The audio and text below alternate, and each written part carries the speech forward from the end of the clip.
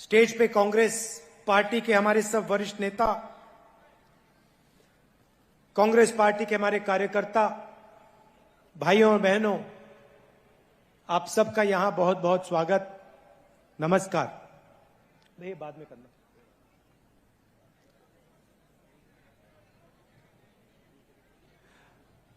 पिछले चुनाव में मैंने आपसे 2-3 वायदे किए थे। हर भाषण में मैं कहता था कि हमारी सरकार आएगी तो 2-3 काम पक्के होंगे, गारंटी करके होंगे। सबसे बड़ा काम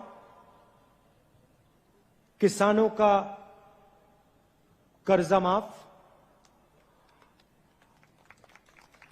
वो कोई छोटी बात नहीं थी। उस समय बीजेपी के सब नेताओं ने कहा था कि कांग्रेस पार्टी सच नहीं बोल रही है। हमने यह भी कहा था कि 2,500 रुपए प्रति क्विंटल किसान को धान के लिए रेट मिलेगा। बीजेपी के सब नेताओं ने कहा ऐसा तो किया नहीं जा सकता, कांग्रेस ऐसे ही कर रही है। मैं आपसे पूछना चाहता हूं, जो हमने वायदे किए थे पूरे हुए? कोई यहां पे कह सकता है कि नहीं, किसानों का कर्जा माफ नहीं हुआ, नहीं 2,500 रुपए के लिए हमें धान के लिए नहीं मिलता? कोई कह सकता है यहां पे? कोई नहीं कह सकता। क्यों? जो हम स्टेट से, जो मैं स्टेट से कहता हूं, मैं करके दिखाता हूं। मैं आपका मेरा 2-3 महीने का रिश्ता तो है नहीं। आपका रिश्ता, मेरा रिश्ता पुराना रिश्ता है। आप इंदिरा गांधी जी को याद करते हो,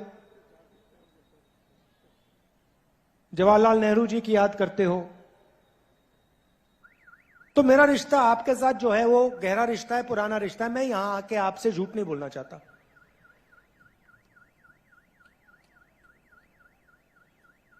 प्रधानमंत्री यहां आए, उन्होंने आप सबसे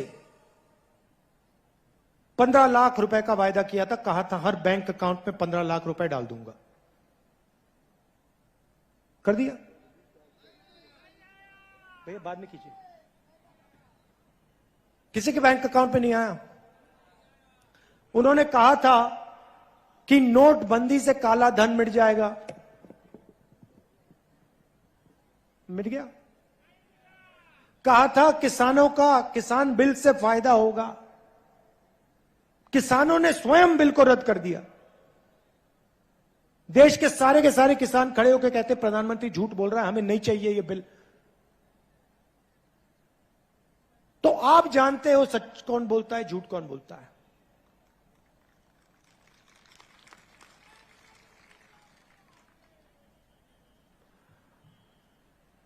हम वहां नहीं रुके। हमने आपसे कहा था कि धान के लिए 2,500 रुपए प्रति क्विंटल हम देंगे।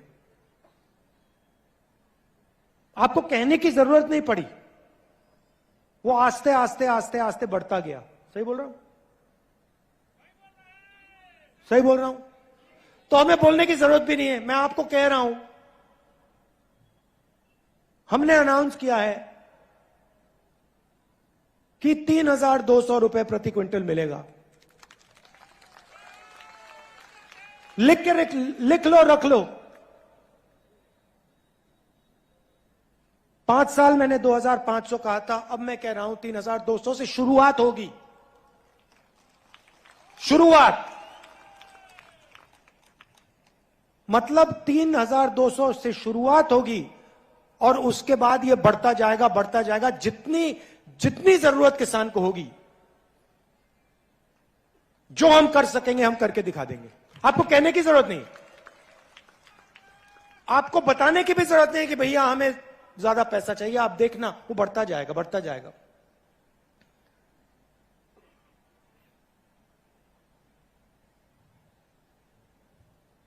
आदिवासियों के लिए बीजेपी के समय तेंदुपत्ता के लिए कितना पैसा मिलता था? एक बोरी के लिए कितना मिलता था? 2,500।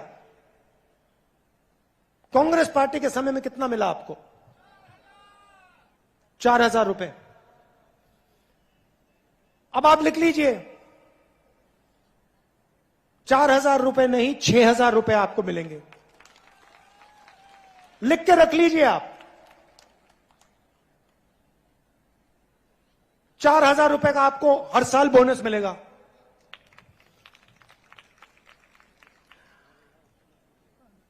₹23,000 करोड़ रुपए हमने किसान न्याय योजना में आपको दिया। आपने मांगा नहीं, हमने कहा भैया हम न्याय योजना करना चाहते हैं, हमारा प्लान था लोकसभा में करने का, हम छत्तीसगढ़ में इसको टेस्ट करके दिखाएंगे, और हमने कर दिया।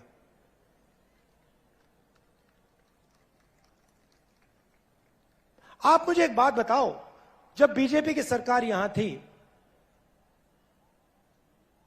कर्जा माफ किया उन्होंने? धान के लिए सही रेट दिया क्या? तेंदुपत्ता के लिए सही रेट दिया? बोनस दिया? मुफ्त में बिजली दी? तो क्या बात कर रहे हैं ये लोग? मतलब क्या बात कर रहे हैं? अब मैं आपको छोटी सी बात बताता हूं।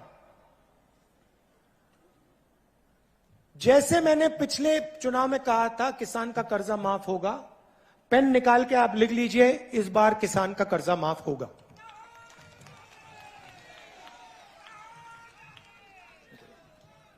किसान का कर्जा माफ होगा।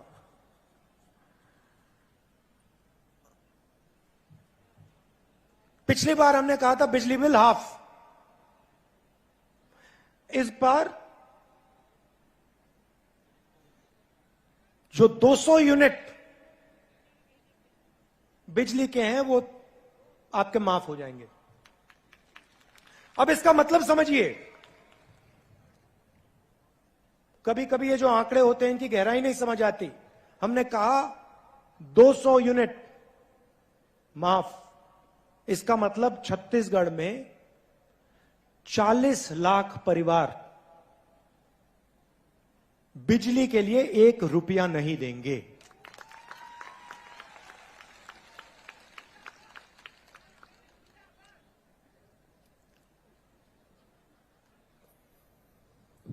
केजी टू पीजी आपने सुना है? ये क्या है ये केजी टू पीजी?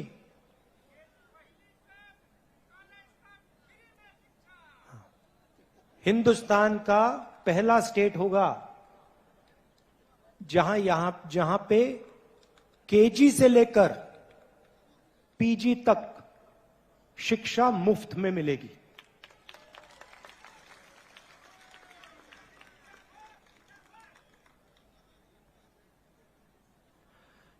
बीजेपी क्या करती है? सारे के सारे स्कूल प्राइवेटाइज कर देती है, कॉलेजेस प्राइवेटाइज कर देती है, अस्पताल प्राइवेटाइज कर देती है। आदिवासियों को वनवासी कहते हैं, सुना आपने? आदिवासी को ये लोग वनवासी क्यों कहते हैं? मुझे बताओ, कोई बता सकता है? वनवासी शब्द में और आदिवासी शब्द में क्या फर्क है? हाँ, और वनवासी जंगल में रहने वाले। अच्छा बताइए, आपका नाम क्या है? गोवर्धन जी, आपने वो जो बीजेपी का वीडियो था जिसमें बीजेपी का नेता एक आदिवासी पे पेशाब कर रहा है, वो आपने देखा? मध्य प्रदेश में देखा आपने? आपने कभी बीजेपी के किसी नेता को जानवर को पर पेशाब करते हुए देखा है? तो बीजेपी के नेता जानवर पर पेशाब नहीं करते, मगर आदिवासी पर पेशाब कर रहे हैं। देखिए, आदिवासी शब्द के अंदर गहराई में बहुत जरूरी चीज छुपी हुई है। सबसे पहले जल, जमीन, जंगल के मालिक आदिवासी थे। भाइयों और बहनों, आदिवासी शब्द के अंदर आदिवासियों का जो हक है, जमीन का हक, जल का हक, जंगल का हक, वो छुपा हुआ है। वनवासी का मतलब वो लोग जो जंगल में रहते हैं। बीजेपी आपको वनवासी कहते हैं, हम आपको आदिवासी कहते हैं। बीजेपी आपके अधिकार छीनती है, हम आपको अधिकार देते हैं। हम आपसे गले लगते हैं, बीजेपी आपके ऊपर पेशाब करते हैं। बीजेपी के नेता आपके ऊपर पेशाब करते हैं और फिर वीडियो वायरल कराते हैं कि पूरा देश देखे कि बीजेपी के नेता आदिवासी पर पेशाब कर रहा है। ये इनकी सोच है। अच्छा, मैं आपसे सवाल पूछता हूं, आपको वनवासी कहते हैं ना? जंगल कम हो रहा है या ज्यादा? कम हो रहा है ना? तो जब 15-20 साल में जंगल गायब हो जाएगा तो वनवासी कहां जाएंगे?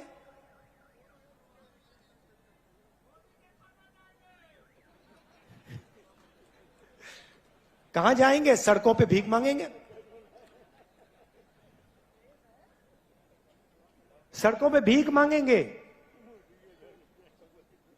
बीजेपी के नेता कहते हैं देखो, आदिवासियों को हिंदी सीखनी चाहिए, छत्तीसगढ़ी मत सीखिए, अंग्रेजी मत सीखिए। मगर आप किसी भी बीजेपी के नेता से पूछो कि भैया आपका जो बच्चा है वो इंग्लिश मीडियम में पढ़ता है, हिंदी मीडियम में पढ़ता है, तो आपको जवाब देंगे हमारा तो बेटा इंग्लिश मीडियम में पढ़ता है। अगर आपका बच्चा इंग्लिश मीडियम में पढ़ता है तो आदिवासी का बच्चा इंग्लिश मीडियम में क्यों नहीं पढ़ सकता?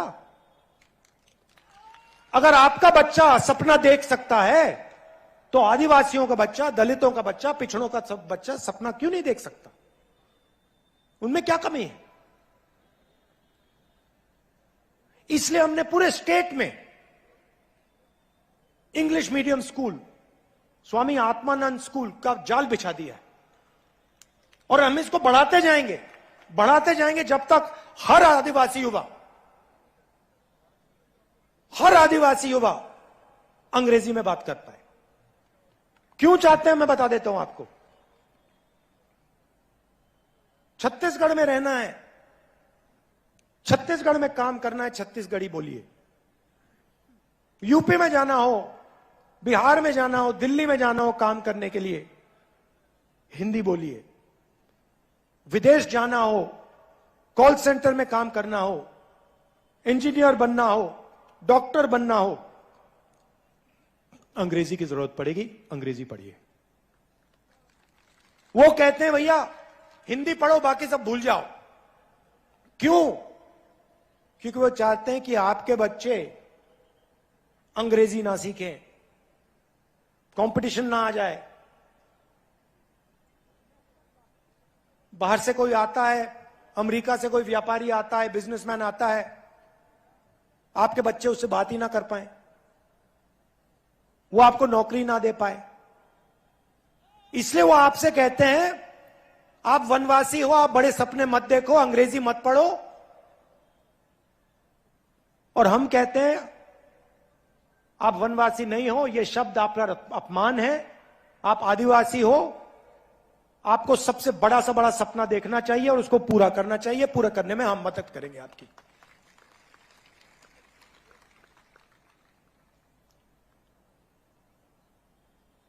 यहां पे पिछड़े वर्ग के लोग भी हैं। कुछ दिन पहले नरेंद्र मोदी जी ने बहुत अच्छी बात बोली, मैंने पहली बार सुनी है। हर भाषण में कहते हैं मैं ओबीसी हूं, हर भाषण में ओबीसी की बात करते हैं। और जब मैंने जाति जनगणना की बात शुरू करी, जब मैंने कहा कि जाति जनगणना होना चाहिए, कहते हैं हिंदुस्तान में कोई जात ही नहीं है। हिंदुस्तान में सिर्फ एक जात है, गरीब, और कोई जात ही नहीं। तो नरेंद्र मोदी जी, अगर हिंदुस्तान में एक ही जात है, उसका नाम गरीब है, तो आप अपने आप को ओबीसी क्यों कहते हो? और अगर एक जात गरीब है तो अमीर कौन है? अमीर में कोई जात ही नहीं है, सिर्फ एक जात है हिंदुस्तान में, वो है गरीब। आपने चुनाव जीत लिया, रोज हवाई जहाज में उड़ते हो, करोड़ों रुपए के सूट पहनते हो, हर रोज नया सूट पहनते हैं मोदी जी। आपने कभी देखा है नरेंद्र मोदी जी को 2 बार एक कपड़ा पहनते हुए? कभी देखा आपने कि मोदी जी ने एक कपड़ा 2 दिन के लिए पहन लिया? कभी देखा? एक दिन में 3, 4, 5 कपड़े पहनते हैं मोदी जी। तो आपने चुनाव जीत लिया, करोड़ों के सूट पहन रहे हो, मगर जब ओबीसी को आपकी जरूरत पड़ी, ओबीसी युवाओं को आपकी जरूरत पड़ी जाति जनगणना कराने में, तो आप कहते हो एक ही जात है, गरीब, ओबीसी तो है ही नहीं।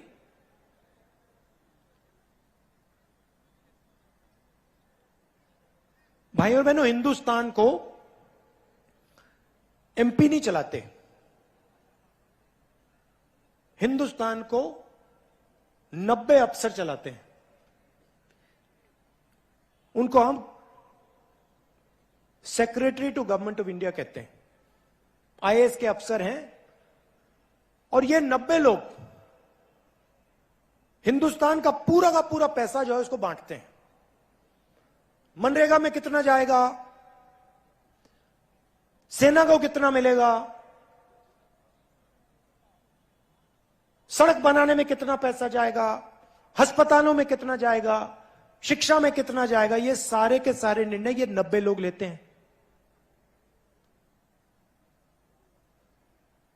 पार्लियामेंट हाउस में मैंने एक आंकड़ा रखा, मैंने कहा कि देखिए 90 लोग में से ओबीसी कितने हैं? भाइयों और बहनों, इन 90 लोगों में से ये कितने हैं भाई? तो उठा के दिखाओ, खड़े होकर दिखाओ, ये देखो 90 में से 3। मोदी जी ओबीसी की बात करते हैं, 24 घंटा ओबीसी की बात करते हैं, जब मदद करने का समय आता है कहते भैया ओबीसी जाति नहीं है। और जो अफसर 90 अफसर इस देश को चलाते हैं, बजट का हर पैसा बांटते हैं, उसमें से 3 ओबीसी के हैं। अच्छा भैया, आपने पहला सवाल का जवाब दे दिया, दूसरे सवाल का जवाब दीजिए। जो ओबीसी अफसर हैं, हिंदुस्तान के बजट का कितना प्रतिशत निर्णय लेते हैं? 5%। मतलब 90 में से 3 ओबीसी। और अगर हिंदुस्तान के बजट में 100 रुपए खर्च होते हैं तो 5 रुपए का निर्णय ओबीसी जात के लोग लेते हैं। अच्छा, आदिवासियों की बात करते हैं। बजट में से अगर 100 रुपए का निर्णय लिया जाता है तो आदिवासी कितना निर्णय लेते हैं? कितना? 0.01। मतलब आदिवासी अफसर 100 रुपए में से 10 रुपए का निर्णय लेते हैं, ना 10 पैसे का निर्णय लेते हैं, सॉरी।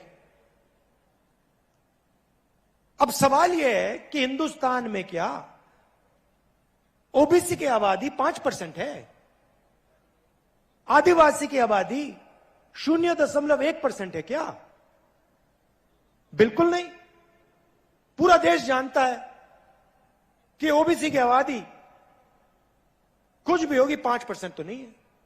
और पूरा देश जानता है कि आदिवासी की आबादी कुछ भी होगी मगर 0.1% तो नहीं है।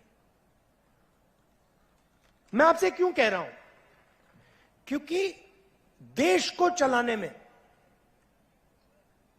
आदिवासी, दलित, पिछड़ों की कोई भागीदारी नहीं है।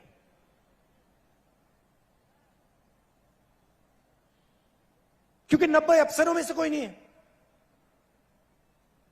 अगर आप मुझे कहते कि भैया देखो 90 अफसर हैं, उसमें से 50% ओबीसी हैं, तो मैं कहूंगा हां भैया, बजट का 50% ये लोग खर्च कर रहे हैं तो भागीदारी है। अगर आप मुझे कहते देखिए 15% बजट का आदिवासी लोग निर्णय ले रहे हैं, तो मैं कहता हां भैया भागीदारी है। इसलिए मैं चाहता हूं, और ये ओबीसी के जो युवा हैं, आदिवासी युवा हैं, आप इस बात को उठाइए, यह आपके भविष्य की बात है। इसलिए मैं चाहता हूं कि जाति जनगणना हो, सबको पता लग जाएगा कि देश में आदिवासी कितने हैं, दलित कितने हैं, पिछड़े कितने हैं, जनरल कितने हैं, सबको पता लग जाएगा। एक बार सबके आंकड़े हमारे सामने आ जाएंगे, सामने होंगे, तो हम कहेंगे ठीक है भैया, अब अगर 50% आबादी है तो भागीदारी होनी चाहिए। 90 में से 3 अफसर काम होने वाला नहीं है, इसको हमें बदलना पड़ेगा। अब नरेंद्र मोदी के पास जाति जनगणना के आंकड़े पड़े हुए हैं, वो 1 सेकंड में पब्लिक को दिखा सकते हैं। हमने किया था जाति जनगणना, हमने करा जब हमारी यूपीए की सरकार थी, तो सारे आंकड़े सरकार के पास है। अब हम नरेंद्र मोदी जी से कह रहे हैं भैया इनको रिलीज करिए, छत्तीसगढ़ के ओबीसी युवाओं को बता दीजिए ओबीसी की कितनी आबादी, आदिवासियों को, दलितों को बता दीजिए भैया आपकी इतनी भागीदारी होनी चाहिए। नरेंद्र मोदी नहीं बोल रहे, अब कह रहे भैया ओबीसी की तो कोई जाति नहीं होती, दलित आदिवासी तो जाति नहीं है, जात तो हिंदुस्तान में सिर्फ गरीब है। तो यहां जो ओबीसी युवा हैं, अगली बार मोदी जी आएंगे, आप उनसे पूछना मोदी जी, पहले आप कहते थे आप ओबीसी हो, अब आप कहते हो हिंदुस्तान में सिर्फ गरीब जात होती है। आप जाति जनगणना प्लीज कर दो, हमारी जो सच्चाई है, ओबीसी जात की जो सच्चाई है वो हमें बता दो। लंबे लंबे भाषण करेंगे, 1 घंटा बोलेंगे आपको, मगर इस सवाल का जवाब नरेंद्र मोदी नहीं दे सकता। क्यों? क्योंकि रिमोट कंट्रोल अदानी के हाथ में है।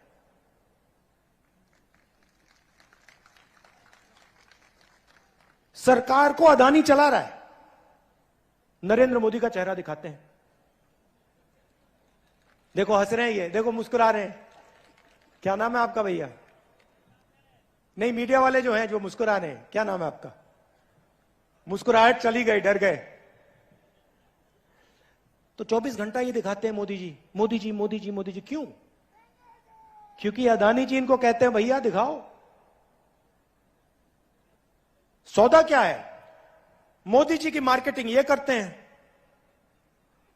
और आपका जल, आपका जंगल, आपकी जमीन मोदी जी अदानी जी को दे देते हैं। सही बात है, सच्चाई है, पूरा देश जानता है। तो मैंने आपको शुरुआत में कहा, देखो भैया जो मैं कह देता हूं मैं कर देता हूं। यहां पे मैंने कहा था 2500 रुपए धान के लिए मिलेगा, मिल गया। मैं आपको यहां कह रहा हूं कि छत्तीसगढ़ में जैसे हमारी सरकार आएगी ना, जात का सेंसस हम वहीं उसी दिन शुरू कर देंगे। और दिल्ली में मोदी जी करें ना करें, हर आदिवासी युवा को यह समझ आना चाहिए, आपके भविष्य की बात है, आपके भागीदारी की बात है। मोदी जी करें ना करें मैं नहीं जानता, दिल्ली में कांग्रेस पार्टी की इंडिया की सरकार आएगी, पहला काम जाति जनगणना हो जाएगा, खत्म हो जाएगा। और जो आंकड़े हैं उनको हम रिलीज करके आपके सामने रख देंगे। और एक नई कहानी ओबीसी युवाओं के लिए, आदिवासी दलित युवाओं के लिए एक नई कहानी शुरू होगी। आज आप लोग नरेंद्र मोदी की जो पॉलिसीज है, नोटबंदी, जीएसटी, इसने जो हमारी रीढ़ की हड्डी है, हिंदुस्तान की रीढ़ की हड्डी को तोड़ दिया है।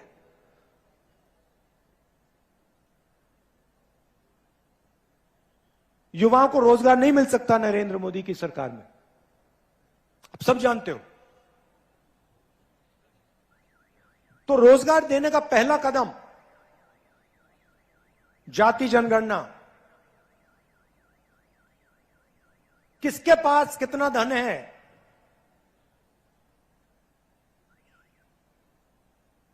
नब्बे अफसर में से ओबीसी कितने, दलित कितने, आदिवासी कितने और क्यों, और पिछड़ों की आबादी कितनी, ये सवाल है। और इन सवाल के जवाब कांग्रेस पार्टी और मैं आपको दिलवा देंगे। आप सबका बहुत बहुत धन्यवाद। देखिए, बीजेपी आपसे, आपके पास आती है, झूठे वायदे कर जाती है, आपका पूरा का पूरा पैसा अदानी जी के यहां चला जाता है, आपकी जमीन, जंगल, जन झील छीन के वो ले जाते हैं, पैसा अमेरिका चला जाता है। हम आपकी पॉकेट में पैसा डालते हैं, किसान की पॉकेट में पैसा डालते हैं, मजदूर की पॉकेट में पैसा डालते हैं। वो भूल गया मैं, 7,000 रुपए मिलता है ना मजदूर को, 10,000 मिलेगा। गैस वाला भी बता देते हैं, 500 रुपए की सब्सिडी मिलेगी गैस सिलेंडर पर। अब हम चाहते हैं, देखिए सिंपल तरीके से मैं समझा देता हूं, हम चाहते हैं कि पैसा गरीब किसान, मजदूर, बेरोजगार युवा, इनके जेब में जाए और ये इस पैसे को गांव में, शहरों में खर्च करें और पूरी छत्तीसगढ़ की, गांव की, शहरों की अर्थव्यवस्था आगे बढ़े। वो चाहते हैं कि पूरा का पूरा पैसा अदानी जी के जेब में चले जाए। अदानी जी पैसा कहां खर्च करते हैं? अदानी जी क्या यहां पे मतलब गांव में पैसा खर्च करते हैं? नहीं, वो कर ही नहीं सकता। किसान यहां पे खर्च करेगा। हम किसान के जेब में पैसा डाल रहे हैं, मजदूर के जेब में पैसा डाल रहे हैं। किसान छोटे दुकानदार के यहां जाके माल खरीद रहा है, छोटे दुकानदार के जेब में पैसा जा रहा है। तो पूरे जो आर्थिक सिस्टम है छत्तीसगढ़ का, वो चल रहा है। जैसे ही बीजेपी की सरकार आती है, वैसे ये किसानों का पैसा बंद कर देते हैं, मजदूरों का पैसा बंद कर देते हैं, जमीन छीनने लग जाते हैं और पूरा का पूरा फायदा अदानी जी को पहुंचाना शुरू कर देते हैं। तो निर्णय आपका है। मैं जानता हूं कि छत्तीसगढ़ में भारी बहुमत से कांग्रेस पार्टी आने वाली है। जो मैंने यहां कहा वो मैं आपके लिए पूरा करके दिखा दूंगा। धन्यवाद। जय हिंद। बहुत बहुत धन्यवाद आदरणीय राहुल गांधी जी का।